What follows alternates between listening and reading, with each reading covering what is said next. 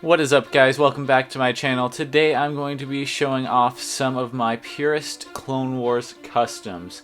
Now, Season 7 is just coming to an end, and I really loved the show. I've been watching the show ever since I was 8 years old, and it has been such a journey to finally come and see the finale. So I thought it would be really cool to show you guys how to make some of the minifigures with the parts that you already have, so you don't have to spend a fortune, as these are going up very rapidly in value due to the show's popularity. But let's get to it. First off, we're going to start with my boy Rex. Now, this is my favorite trooper out of the entire Star Wars series. He was actually purchased with certain specific parts bought on eBay. Now, I believe they are custom parts, but they look authentic, and to me they look really good, especially with the cloth pieces and the helmet that it is. And it also came with 2 blasters. I'll put a link down below in the description so you guys can find those pieces as well. My only additions were the chest piece and the arms and the legs, which are pretty average clone trooper pieces. You can find them in almost any single set. Captain Rex had them as well, so I thought, why not? Now, next up we have Darth freaking Maul. I adore his character. I mean, I thought he was cool in The Phantom Menace, and then he really became interesting throughout the duration of the Clone Wars, with him coming back with him and his brother. It was a really fantastic arc that they also continued in Rebels, but I am really happy that they concluded his events in the Clone Wars in Season 7.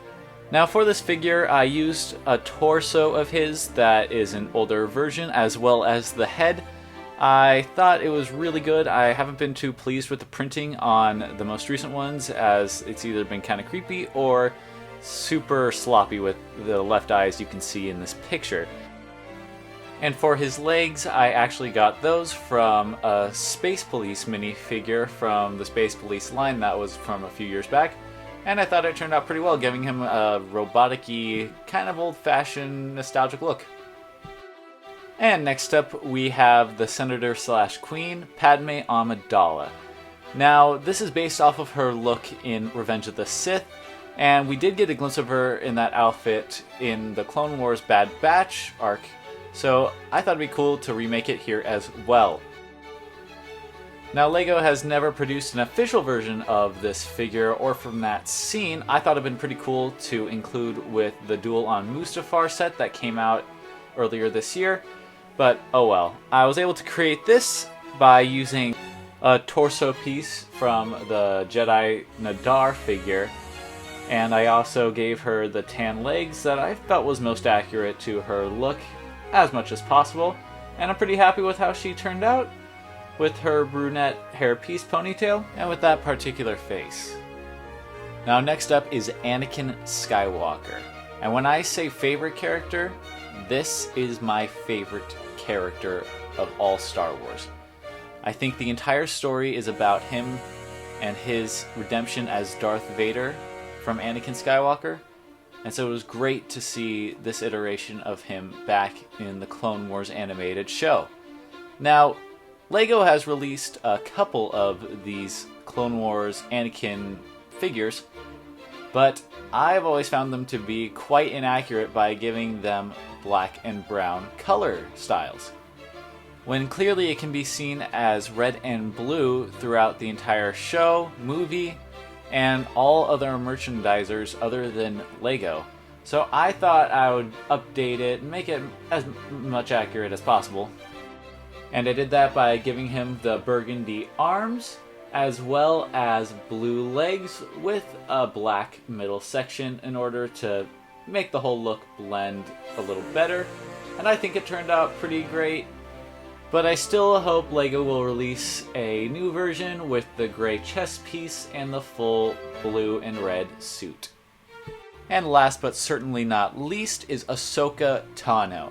Now, this is based off of her look in Clone Wars Season 7.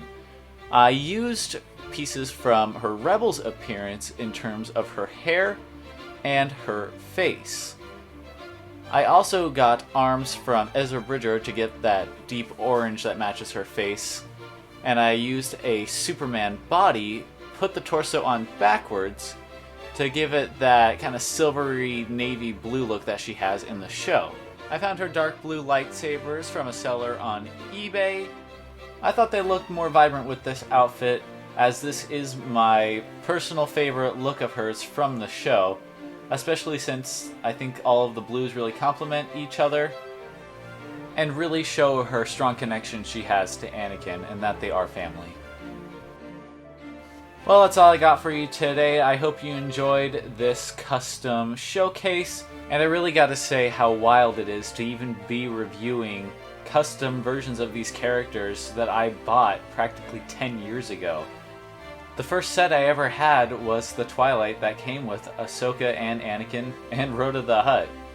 I had no idea the impact this show was going to have on me and how long its longevity was really going to be. It is impressive what the storytellers on that show have accomplished, and it is probably my favorite piece of Star Wars media today. I really hope that you take away from this that you can make these figures at home, and even if you don't have these exact ones, there are tons of different variations and ways to combine these Legos that can still be accurate, but different than the ones I have. So be creative, be spontaneous, and I hope you all have a great day. Take care.